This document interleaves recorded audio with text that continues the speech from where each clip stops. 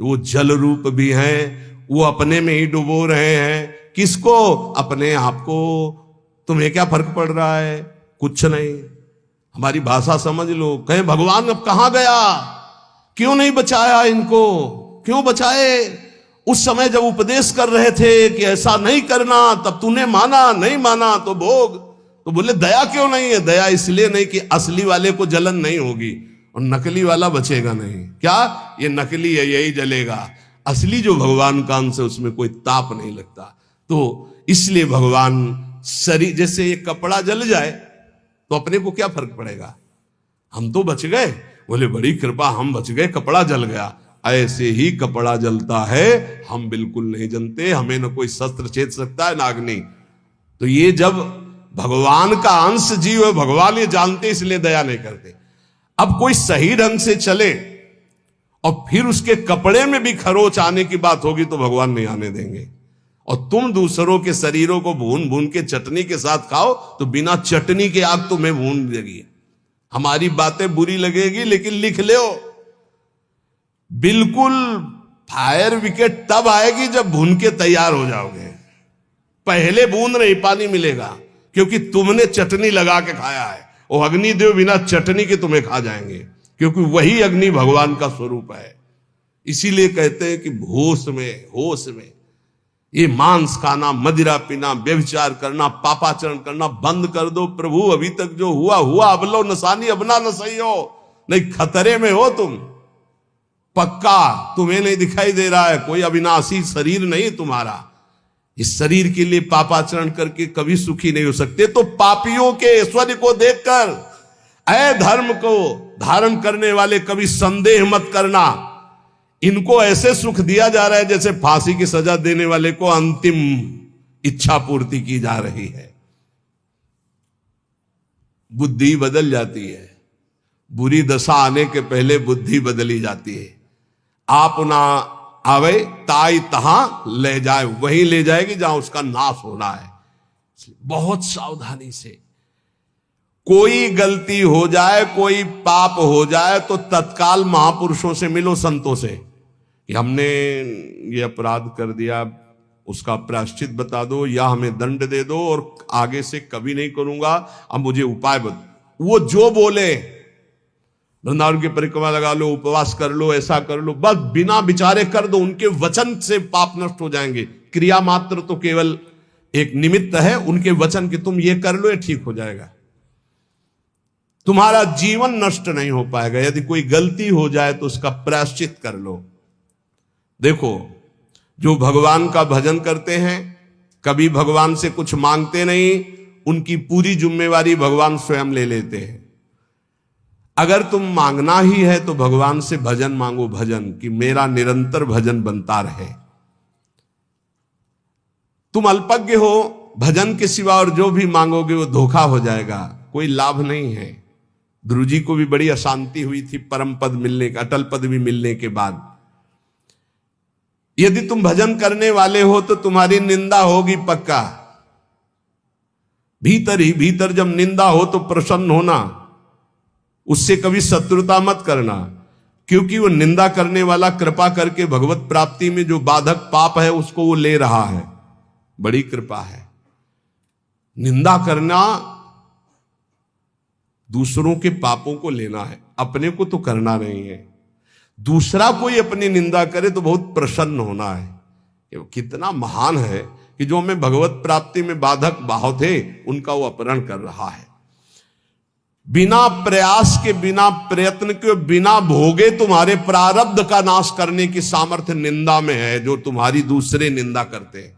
बड़े कृपालु हैं। इसलिए निंदक को परम सहायक मित्र मानना चाहिए। निंदक नेरे राखे आंगन कुटी छवाए, समीपे रहे जिससे कोई चूक ना होने पाए, हर गलती वो हमारी देखे। और भगवान बड़े कृपालु हैं। निंदक को सूक्ष्मदर्शी लगाने की जरूरत नहीं होती, सीसी कैमरा लगाने की जरूरत नहीं होती। उनके कान और नेत्र वहीं लगे रहते हैं और वो एक एक बात पकड़ करके साधु की और उसको निर्मल करते रहते हैं। इसलिए धन्य है, प्रणाम है, स्वस्थ रहे निंदक। अंतिम में उनको भगवत प्राप्ति हो, क्योंकि हमें भगवत प्राप्ति में बड़ा सहयोग किए। निंदा करने वाले महान मित्र हैं जो हमारे प्रारब्ध को बिना भोगे वो काट देते हैं। दूसरों की निंदा करने से जो हमारे पाप नष्ट होते हैं, अपनी प्रशंसा करने से अपने पुण्य और तप नष्ट हो जाते हैं। अपने मुख से कभी अपनी प्रशंसा न करे, दूसरे जो हमारी निंदा करते हैं उसे चैन से आनंद से सुन ले कि हमारे ऊपर भगवान की बड़ी कृपा है, बड़ा पावन किया जा रहा है। जब तक तुम्हें आत्मानंद का अनुभव न मिले, भगवदानंद का अनुभव न मिले, तब तक विषयानंद से दूर रहना, विषयानंद के भोगी पुरुषों से दूर रहना। भगवदानंद का अनुभव करने वाला चक्रवर्ती सम्राट को भी एक तिनके के बराबर समझता है।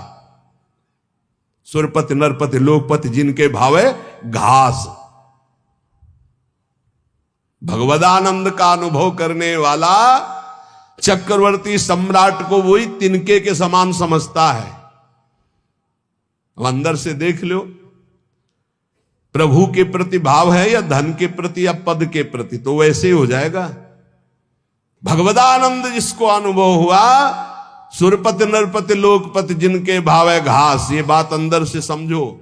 अपमान किसी का करना नहीं, पर अंदर से किसी के प्रति ऐसा भाव न रहे कि धन को लेकर, रूप को लेकर, अभिनय को लेकर, पद को लेकर के हमारा गर्व है कि हमारे पास अमुक आए, हमारा गर्व है कि हमारे पास परमहंस आए, अवधूत आए। हमारा गर्व, ये उनका सौभाग्य है कि उनको एक बार इस रज में माथा रखने का सौभाग्य मिला। ऐसा करो कि अब कुछ करना न पड़े। ऐसा करो कि मां के गर्भ में वास अब ना करना पड़े। ऐसा करो कि मनुष्य जन्म अभी आखिरी जन्म हो और हम श्री भगवान को प्राप्त हो जाएं। अगर माली से संबंध रखोगे तो पुष्प वाटिका का कोई भी फूल तुम चयन कर सकते हो। ऐसे ही यदि तुम भगवान से संबंध रखोगे तो अनंत ब्रह्मांड भगवान की पुष्प वाटिका है। किसी भी ब्रह्मांड में स्वतंत्र रूप से तुम जा सकते हो। कैसे? जैसे माली के होकर बगीचे में घूमो, आनंद ले रहे हो, कोई फर्क नहीं पड़ता। लेकिन एक जंगल में जाके भटक गया है वो, और एक जो माली के साथ उसी जंगल में आनंद ले रहा है वो, एक जो जेल में कैदी बना है वो, और एक जो जेलर बनकर वहां कैदियों के बीच में है वो, दोनों में अंतर है। अब कैदी बन के नहीं रहना, अब जेलर बन के रहना है। अब भटकना वाला नहीं स्वरूप है, अब मालिक के साथ रहकर भ्रमण करना है, आनंद लेना। अनंत ब्रह्मांड मेरे स्वामी के हैं और स्वामी की स्मृति के साथ कोई भय नहीं। अब ये कर्म बंधनों की जेल में नहीं रहना, ये मनुष्य शरीर पाकर अब स्वतंत्र होना है। ये बात अंदर बैठा लो। विषयी का संग साक्षात काले सर्प के संग के समान समझो। विषयी पुरुष का संग, ये विषयी पुरुष विष के समान है। इनके स्पर्श से, इनके संभाषण से, इनके दर्शन से इनके शरीर में चिपटे रहते हैं ऐसे परमाणु, जो तुम्हारे अंदर आएंगे और तुम्हारे भजन को जलाकर राख कर देंगे, भजन की वृत्ति को जला के राख कर देंगे। जितनी जल्दी हो सके अपने को जलने से बचाना चाहते हो तो विषयी पुरुषों का संग छोड़ दो। संगम त्यजेत मिथुन व्रति नाम मुमुक्षु, बहुत बड़ी बात है, इसको अंदर से समझ लो। प्रयत्न करो। विषयी पुरुषों का संग साक्षात भयावह विषधर सर्प के समान है, वो तुम्हारी समस्त साधना को चौपट कर देगा। विषय की अग्नि की चपेट में तुम अध्यात्म शक्ति को भस्म कर दोगे। इसलिए दूर। हमको यही देखना है। जब भगवान मोहिनी रूप के पीछे भाग रहे थे ना, तो बड़े बड़े जो पद्मासन लगाए बैठे थे, तो मोहिनी भगवान ऐसे करते हैं। देख लो, ये वो हैं जो ब्रह्मबोध प्रदान करते हैं, और मेरा ये वो रूप है जो ऐसों को भी पीछे दौड़ा भगवान के मोहिनी रूप का। ऐसे ही ये भगवान उदाहरण देते रहते हैं, भगवान ही उपदेश दे रहे हैं। पक्का समझिए, बहुत बहुत विचित्र, अतिशय प्रबल देव तो माया, जो शास्त्र कह रहा वैसे चलोगे बच जाओगे। यहां सत्संग के द्वारा हमको ये समझना है कि हमें जो मिला बहुत कीमती चीज है, परमार्थ बहुत कीमती चीज है। इसको छीनने के लिए बहुत माया रंग रचेगी, अगर आप कोई वासना लेकर इस मार्ग में चलेंगे तो वही वासना अंतर की माया जानकर तुम्हारे आगे जाल फेंक देगी और तुम्हें रोक लेगी। इसलिए सत्संग के द्वारा जल्दी से जल्दी वो वासना काट दो जो तुम्हें गिराने वाली है। उस वासना का संयोग होने पर भागो, ना कि उसको स्वीकार करो। पहले प्रयत्न करो, फिर प्रार्थना करो। पहले बचने की कोशिश करो। जब आपको लगे कि अब गिरा तो फिर भगवान से प्रार्थना कर दो कि तत्काल मुझे बचा लो। यदि कोई ऐसी विपत्ति आ जाए तो पहले बचने की कोशिश करो, भागो विवेक के द्वारा। अगर नहीं संभल पा रहे तो इष्ट को पुकारो, देर मत करो। विषयी पुरुष का आश्रय और संग आपको नष्ट कर देगा। बहुत बहुत सावधान, बहुत सावधान। मतलब ये भले भजन कम हो, पड़े रहो, भगवान की प्राप्ति हो जाएगी, क्योंकि भरोसे पे पड़े रहने वाला ही महान संत बनता है। लेकिन संग किसी का ना, असंगता बहुत बड़ी सिद्धि है। चाहे गृहस्थ में हो चाहे विरक्त में, अपने को बचाओ।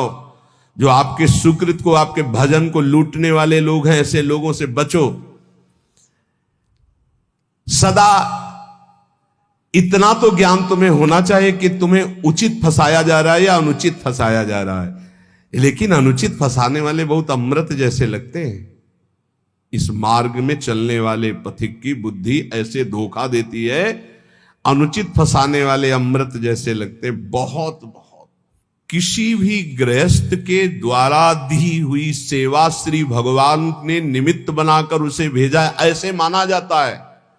एहसान कभी नहीं माना जाता। ध्यान रखना, साधुता में, जो साधुता में निमित्त माना जाता है। जैसे आप आए और कुछ, तो हम ये देखते हैं मेरे प्रभु आए हैं, मेरे आराध्य देव, इस रूप का जो निमित्त बनाकर हमारे पास भेजना, मेरे आराध्य देव। तो हमारी आसक्ति आराध्य देव में, ना कि उस व्यक्ति में। अगर व्यक्ति में तो गया, ये चाहे गृहस्थी में चाहे विरक्ति में, बात अंदर से समझ लीजिएगा। सदा अंदर से विचार करते हुए कि हम उचित कर रहे हैं या अनुचित। यदि तुम इस पर चूक कर दिए तो तुम्हारा जीवन व्यर्थ हो जाएगा। बहुत ये दृश्य देखने को मिलते हैं। इसलिए ठगे ना जाओ, ऐसे बनकर रहो। पूरे संसार में ऐसे घूमो। ठगा कौन नहीं जाता? जो गरीब बन के रहता है। त्रणादपि सुनी चेन, वो नहीं ठगा जाएगा। जो बड़ा बन के चलेगा वो ठगा जाएगा। पक्का समझ लेना। संसार में हमेशा तुम्हें रहना नहीं है। यहां तुम कमाई करने के लिए आए हो, सत की, तपस्या की, भजन की, धर्म की। इसलिए ठग लोगों से सावधान। काम, क्रोध, लोभ, मोह, मद, मत्सर, ये ठग है। बहुत बुरी तरह ठगा जाता है, बहुत बुरी तरह। प्रारंभ से लेकर अंतिम तक, फाइनल में जो निकल पाए हो, कोई गुरु का कृपा पात्र पहलवान होगा, दूसरा कोई नहीं होगा। ये हम आपको घोषणा करके कहते हैं। अगर कोई इस भाव समुद्र से निकल पाया तो गुरु का लाडला होगा, दूसरा हो नहीं सकता। चाहे जितना बड़ा कोई तपस्वी हो, चाहे जितना बड़ा कोई ज्ञानी हो, गुरु कृपा पात्र ही क्रॉस कर पाएगा, अन्यथा नहीं कर पाएगा। ये बिल्कुल हृदय की बात कह रहा हूं। फंसाए रखे हैं। अगर गुरु करुणा ना हो तो निकल ही नहीं सकता, पक्की बात है। जहां हम समझते हैं निकल गए, वो दलदल था। अगर निकला गया तो केवल गुरु कृपा से निकला गया। दलदल कैसा होता है? एकदम प्लेन, ऊपर सूखा, बराबर एकदम लगता चकाचक हो, जो रबड़ी जैसा। पैर रखो, धसते चले जाओ। ये है पंख, माया पंख। इससे केवल गुरु का लाडला ही निकल सकता है। ये बिल्कुल जय घोष के सहित हम कहते हैं, जिसने अपने गुरु चरणों का आश्रय लिया वो माया पर विजय प्राप्त कर लिया। अन्यथा उसके इतने हथकंडे फंसाने के हैं कि को बिरला जो कहो हरिवंश रस बिरलो समझनहार, एक दुई जो पाइए खोजी सब संसार। जो गुरुदेव का अभिन्न अंग बन जाता है, उस शिष्य को अपने उद्धार के लिए बुद्धि का प्रयोग नहीं करना पड़ता। ये हम बड़े बड़े महापुरुषों के वचन सुना रहे हैं। जो शिष्य अपने गुरुदेव से छल कपट और झूठ बोलता है, उससे बड़ा महापापी और कौन हो सकता है? एक बार एक महापुरुष ने कहा था कि संसार में कहीं भी झूठ हो जाए, कपट हो जाए, पाप हो जाए, तो एक जगह है गुरुदेव का घर, गुरुदेव के चरणारविंद, जहां खुला बेपर्द हो जाना चाहिए। बेपर्द का मतलब, महाराज ऐसी गलती हुई, ऐसे पापी हूं, ऐसा नीच, वहां बिल्कुल भय मत करो, झूठ मत बोलो, छल कपट मत करो। वो तुम्हें डांटेंगे, भगा देंगे, तिरस्कार करेंगे, कभी हमारे सामने मत आना, जा ऐसा, वो सब पाप नष्ट हो जाएंगे। यहां कह रहे जो गुरुदेव का अभिन्न अंग बन जाता है, उस शिष्य को अपने कल्याण के लिए बुद्धि लगानी नहीं पड़ती। और जो गुरुदेव के सामने छल कपट और झूठ बोलता है, उससे बड़ा कोई पाप नहीं होता। कहां मोचन करोगे?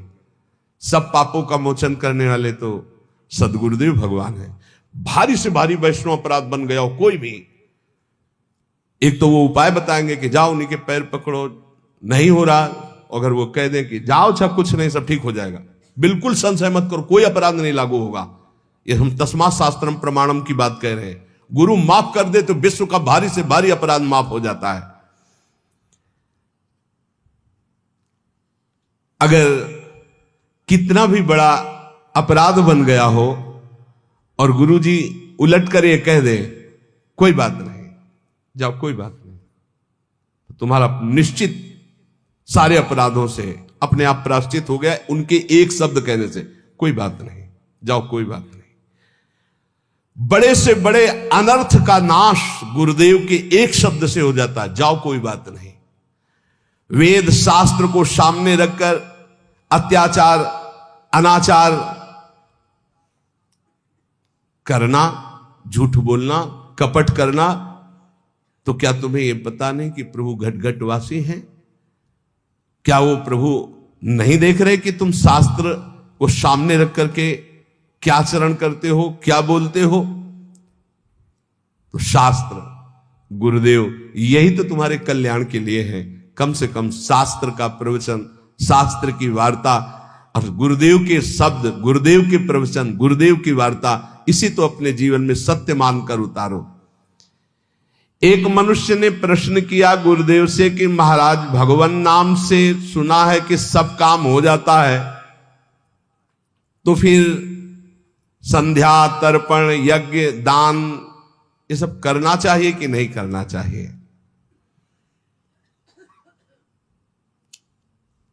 तो उत्तर दिया गुरुदेव ने कि जैसे हल चलाने के लिए बैल ही जोता जाता है, हाथी नहीं जोता जाता है। हाथी से कभी हल नहीं चलाया जाता, बैल ही हल जोतने में लगाया जाता है। इस प्रकार जैसे दान देना है या संध्या तर्पण आदि करना है या और अन्य कार्य हैं, भगवान नाम बड़ा महान साधन है, उसको केवल भगवत प्राप्ति के लिए रखो। व्यवहार में जो कर रहे हो, ये दान है, ये पुण्य है, ये तीर्थ स्नान है, या संध्या तर्पण है, या और ये सब छोटे छोटे कार्य हैं, इनके लिए नाम का प्रयोग ये जहां जैसा अवसर आवे वैसा कर दो। अपनी नाम निष्ठा को प्रकाशित मत करो और नाम को केवल भगवान के लिए रखो। अजित भगवान को जीतने के लिए नाम है, उसका साधारण कार्यों में प्रयोग नहीं, उसका साधारण कार्यों से समानता मत रखो। वो एक असीम अनंत सामर्थ्यशाली सुमिर पवन सुत पावन नामो, अपने बस करी राखे रामो।